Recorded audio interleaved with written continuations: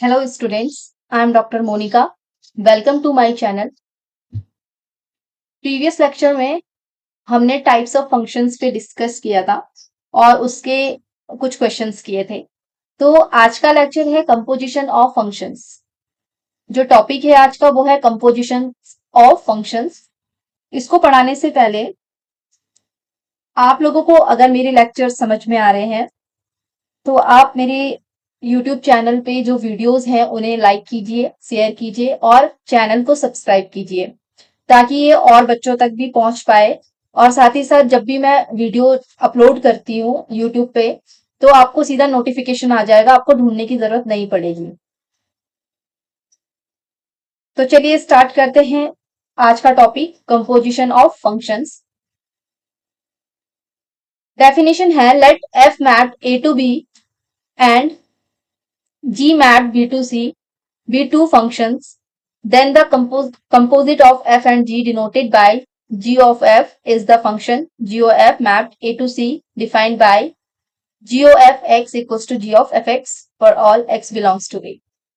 माना कि हमारे पास में क्या है, दो फंक्शंस हैं f और g जो कि मैप कर रहे हैं f एंड g दो फंक्शन है a to b and b to c map कर रहे हैं।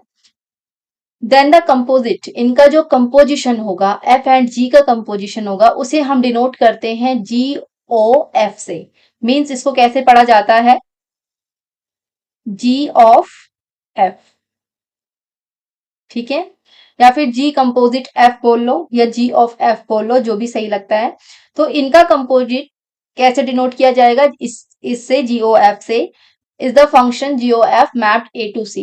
ठीक है, दो फंक्शन है ए से बी, बी से सी, और जो जीओ एफ बनेगा, जो जी कंपोजिट एफ बनेगा वो ए टू सी बनेगा। इसे डिफाइन करेंगे, इसको हम ऐसे भी लिख सकते हैं g O F x equals to g of f x. ठीक है, for all x belongs to A, हर एक एक्स के लिए, जो कि क्या है, डोमेन है। एक्स क्या है, डोमेन है, एक्स एलिमेंट्स है ए के।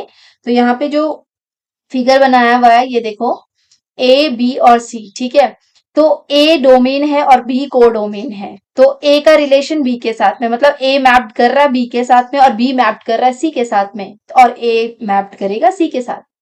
ठीक है, तो ये डोमेन हो गया, ये को डोमेन हो गया। ठीक है, और बी और सी के केस में ये डोमेन हो जाएगा और ये को डोमेन हो जाएगा। ठीक है, और ये यहां से जब मैप करेगा ए से बी, बी से सी और ए से सीधा सी, जो बनाएगा जी कंपोजिट एफ, सीधा जी से एफ तक। ठीक है, इसे ऐसे पढ़ेंगे। तो composite of two function is also called the resultant of two functions. जो कंपोजिशन ऑफ फंक्शंस होते हैं उसको ऐसे भी पढ़ा जा सकता है कि ये रिजल्टेंट हैं दो फंक्शंस के, और या फिर functions of a function, function के ऊपर फंक्शन, फंक्शन का ही फंक्शन। ठीक है, इसको इस तरीके से पढ़ सकते हैं। ठीक है, तो चलिए स्टार्ट करते हैं क्वेश्चंस। क्वेश्चन से और क्लियर हो जाएगा कैसे इसके क्वेश्चंस को सॉल्व करना है। तो देखिए, पहला क्वेश्चन है लेट एफ मैप्ड 1 3 4, ये इसका डोमेन दे दिया और कोडोमेन 1 2 5 दे दिया। जी मैप्ड कर रहा है 1 2 5 टू 1 3, बी गिवन। तो ये इमेज बनाएगा एफ 1 2 3 5 4 1 एंड जी 1 3 2 3 5 1। ठीक है, तो हमें जीओ एफ फाइंड करना है इसका। तो कैसे करना है, सबसे पहले इसके फिगर में आपको बता देती हूँ कैसे करना है।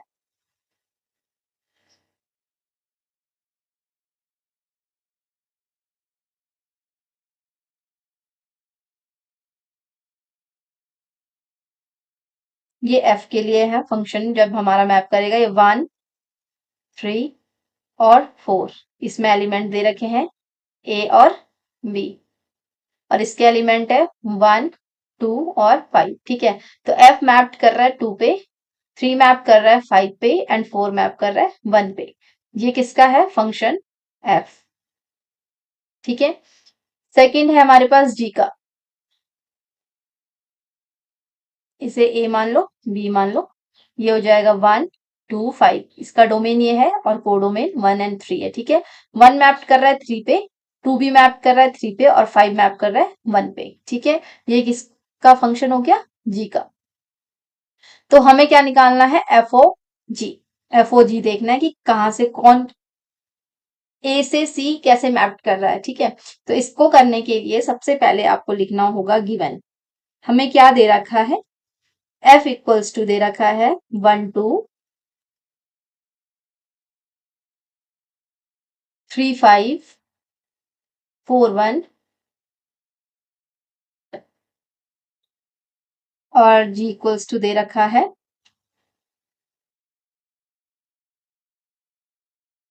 1 3 2 3 एंड 5 1, ठीक है।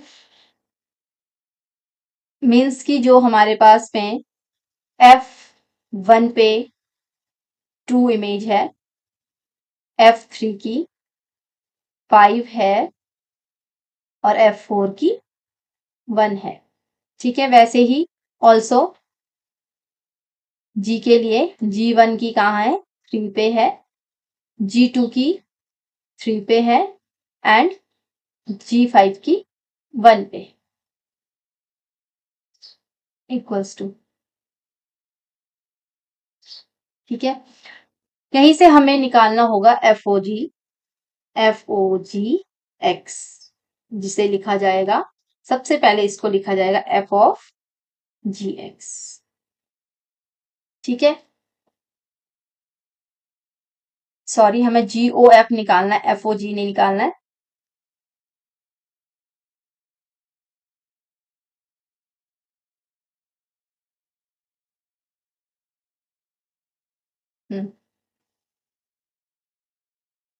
जी ओ एफ निकालने के लिए इसे लिख लो जी ओ एफ एक्स, जिसे लिखा जाएगा जी ऑफ एफ एक्स, ऐसे लिखा जाता है जो अभी बताया था। तो ये हो जाएगा यहां से g of f x, g of f one. देखो F1, जी ऑफ F1, ध्यान से देखना, और F1 कहाँ पे जा रहा है, 2 पे, जी ऑफ 2 हो गया। अब ये जी ऑफ 2 बन गया, तो जी ऑफ 2 किस पे जा रहा है, 3, ये लिख लोगे, ठीक।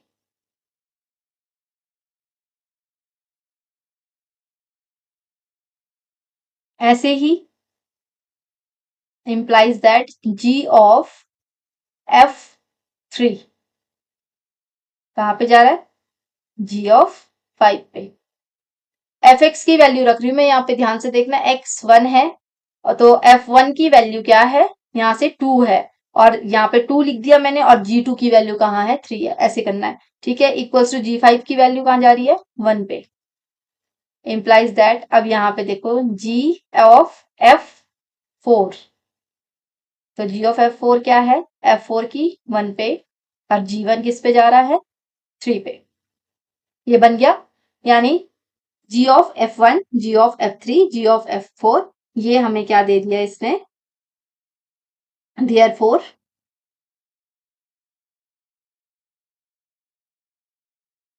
जी ओ एफ क्या आ गया हमारे पास, 1 3, देखो 1 की 3 पे, 3 की 1 पे एंड 4 की 3 पे।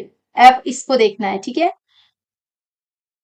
ये इमेज बन गई और इसका जो फिगर होगा वो इस तरीके से हो जाएगा, 1 3 4 1 और 3, ठीक है। 1 की इमेज किस पे जा रही है, 3 पे, 3 की 1 पे और 4 की 3 पे, इस तरीके से, ठीक है। ये बन गया हमारा GO F, ठीक है। ये ए में था और ये सी में था, ठीक है। इस तरीके से क्वेश्चन करना। नेक्स्ट क्वेश्चन करते हैं। नेक्स्ट क्वेश्चन है find GOF and FOG if F mapped R2R and G mapped R2R, ठीक है। रियल नंबर से रियल नंबर पे मैप कर रहे हैं, दोनों के दोनों are given by fx equals to cos x and gx equals to 3x square, ये दे रखा है function. Show that GOF is not equals to FOG, ठीक है। ये हमें प्रूफ करना है, तो यहाँ पे लिख लोगे एज, क्या दे रखा है, F mapped R2R and G mapped R2R, therefore both GOF and FOG are exist।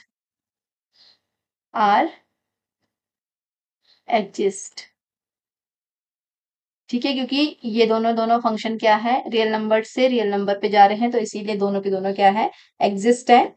तो सबसे पहले हम GOF निकाल लेते हैं, GOF x, जिसे हम कैसे लिखते हैं, G ऑफ fx। ठीक है, तो fx की क्या वैल्यू है, G ऑफ cos x। ठीक है, fx की वैल्यू रख दी cos x।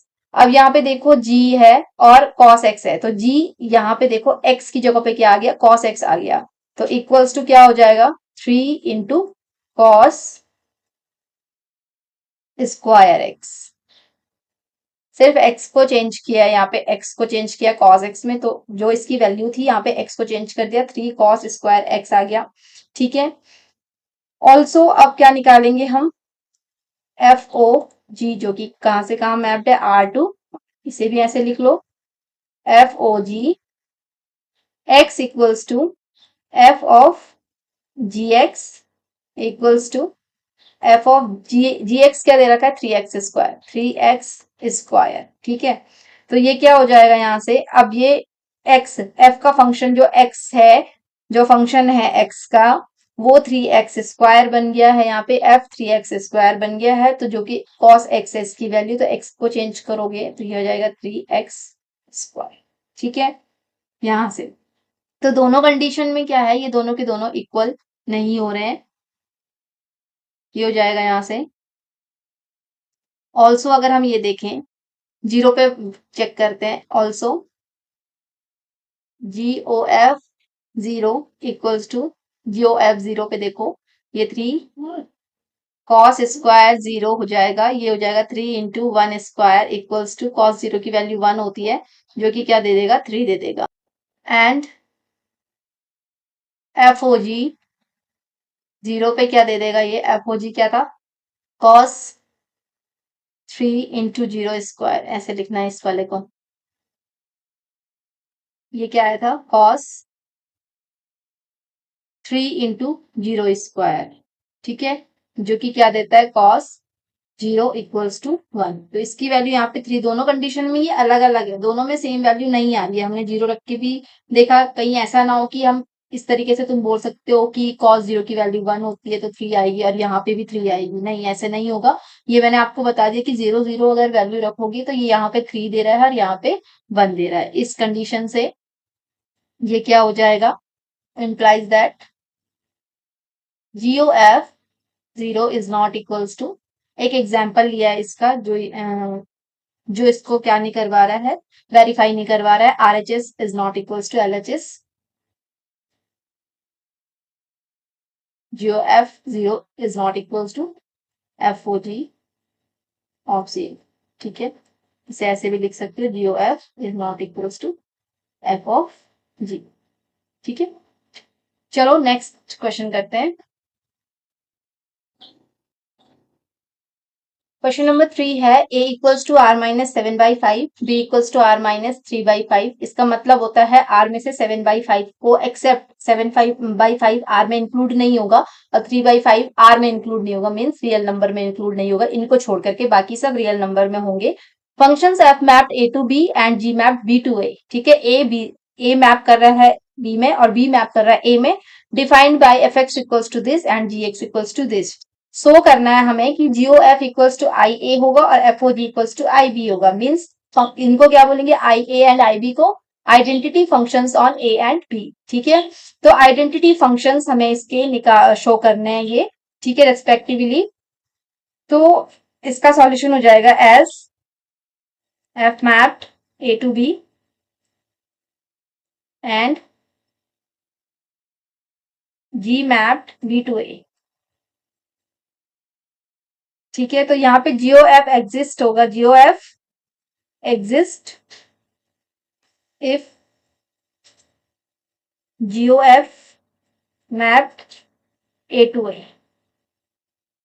आइडेंटिटी। ठीक है, खुद का एलिमेंट खुद के साथ में क्या हो जाएगा, जब मैप हो जाएगा तो उसे कहेंगे हम GOF आइडेंटिटी फंक्शंस बोलेंगे। ठीक है, GOF का is given by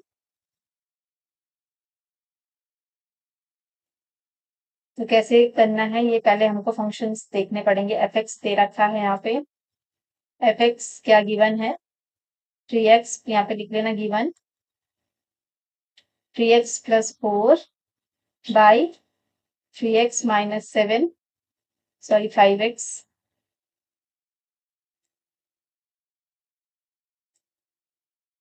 5x minus 7 और gx दे रखा है 7x plus 4 upon 5x minus 3, ये दे दिया। तो अभी हमें क्या निकालना है, GOF निकालना है। तो GOF ऑफ x, इसको कैसे लिखते हैं, तो इसको कैसे लिखेंगे, g ऑफ एफ एक्स, और एफ एक्स क्या दे रखा है हमें, g 3x plus 4 upon 5x minus 7, ये हमें एफ एक्स दे रखा है, ये वैल्यू रखी है मैंने, ठीक है। अब ये किसका बन गया, फंक्शन g का बन गया, g ऑफ एफ एक्स। तो यहाँ पे x का फंक्शन क्या हो गया, g का, ये पूरा का पूरा, तो जहां जहां पे x है उसे रख लो, ये g ऑफ ये हो जाएगा यहाँ पे 3x plus 4 upon 5x minus 7 और plus 4 upon 5 into 3x plus 4 upon 5x minus 7 plus minus 7। यहाँ पे कंफ्यूज मत होना, ये वैल्यू रखी है, x को चेंज, यहाँ पे gx क्या हो गया, यहाँ पे fx आ गया ना, ये जो fx था वो g का x बन गया, ठीक है। तो जहां जहां पे x होगा g में, वहां वहां पे ये वैल्यू पुट कर लो, बाहर से प्लस 4 और बाहर से माइनस 3, ये माइनस 3 है, इसको 3 करना, ठीक है। अब इसको सॉल्व करना है, तो देखो कैसे करना है, तो कर लो 7 3 जा 21x 28, फिर यहाँ से मल्टीप्लाई कर लो इससे, 4 5 जा 20x 4 7 जा 28 अपॉन 5x माइनस 7 का होल अपॉन, अब इसको कर लो 5 3 जा 15x 5 4 जा 20 माइनस 3 5 जा 15 x माइनस माइनस प्लस 3 7 जा 21 अपॉन 5x माइनस 7, इससे ये कैंसिल हो गया, तो क्या आ गया हमारे पास, ये देखो 28 से 28 क्या, ठीक, और 15x से 15x किया, तो ये 21 प्लस 20 41x अपॉन क्या बन गया, ये 41, जो कि क्या आ गया, पूरा का पूरा x आ गया, फॉर ऑल ऐसे लिखते हैं, x बिलोंग्स टू a, यही चाहिए था हमको, इसकी आइडेंटिटी, ठीक है, IA जो, ठीक। नेक्स्ट FOG निकाल लेंगे, FOGX इक्वल्स टू जाएगा f of GX equals to, अब f ऑफ GX क्या दे रखा है, देखो यहां से वैल्यू हो जाएगी, f ऑफ GX क्या दे रखा है, 7x plus 4 upon 5x minus 3, ये दे दिया। तो ये अब f का x बन गया है, तो जहां पे x है f में वो रख low value, 3 of 7x plus 4 upon 5x minus 3 plus 4 upon ये हो जाएगा 5 into 7x plus 4 upon 5x minus 3 minus 7, ठीक।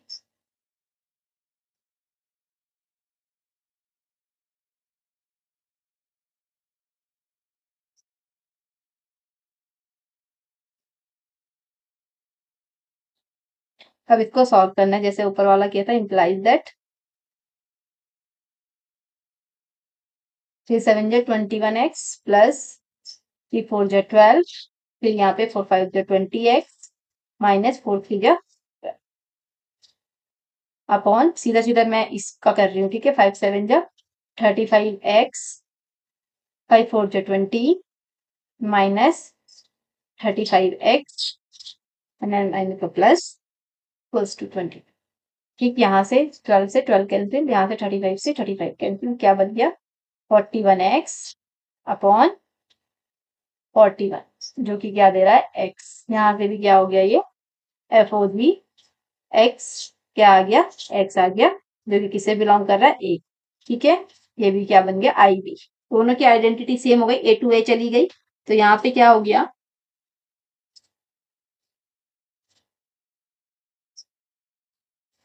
एफ ओ जी क्या बन गया, आई बी। ठीक, तो दोनों क्या आ गया हमारा, g o f equals to f o g equals to identity. Same same आया ना। तो इस तरीके से इस क्वेश्चन को करना है। If f mapped n to n, g mapped n to n and h mapped n to r। अब तीन फंक्शंस हमें दिए हैं यहाँ पे। R functions defined by fx equals to 2x, gy equals to 3y plus 4 and hz equals to sin z for all x, y, z belongs to n natural number. Show that h of GOF equals to h o g o f। इसको associative law भी बोलते हैं जब हमारे पास three functions होते हैं। ठीक है, तो इसका सॉल्यूशन हो जाएगा हमारे पास, देखो ये दोनों के दोनों फंक्शंस है from N to R for all x belongs to N. We have, पहले इसको लिखना है H O G O F x equals to H G O F x. पहले अंदर वाले सॉल्व करने हैं, ठीक है, एच को बाहर रहने दो। फिर ये बन जाएगा g of f x equals to, f x क्या था, 2x था, वो यहाँ पे रख लिया। अब g ऑफ 2x बन गया ये। अब g का x क्या बन गया, 2x बन गया। जहां पे g का, यहाँ पे y है ना, जो y है वो इसका x बन गया। ठीक है, तो ये 2x y की जगह पे आ गया, y इक्वल्स टू 2x आ गया, तो यहाँ पे वैल्यू रख लो, 3 इंटू 2x प्लस 4 रख दिया, जो कि h6 प्लस 4 बन गया। एच एक्स क्या था, साइन z था, तो साइन z, z क्या बन गया यहाँ पे, सी एक्स प्लस 4 बन, 6x प्लस 4 बन गया, जो कि क्या बनाएगा, साइन 6x प्लस 4। ठीक है, वैसे ये वाला भी करना है, इसमें भी सेम किया है। तो ये क्या हो गया, एक दूसरे के इक्वल हो गए। इस टाइप के क्वेश्चंस भी पूछे जा सकते हैं जब तीन फंक्शंस दिए हो। ठीक है, तो कंपोजिशन ऑफ फंक्शंस को ऐसे फाइंड किया जाता है, दो फंक्शंस के बीच में हमने समायोजन करना है, और उसे किस तरीके से डिफाइन किया जाता है ये भी मैंने आज आपको बता दिया है। ठीक है, तो एक क्वेश्चन इससे पूछा जाता है एग्जाम में। तो चलिए आज के लिए बस इतना ही। Thank you.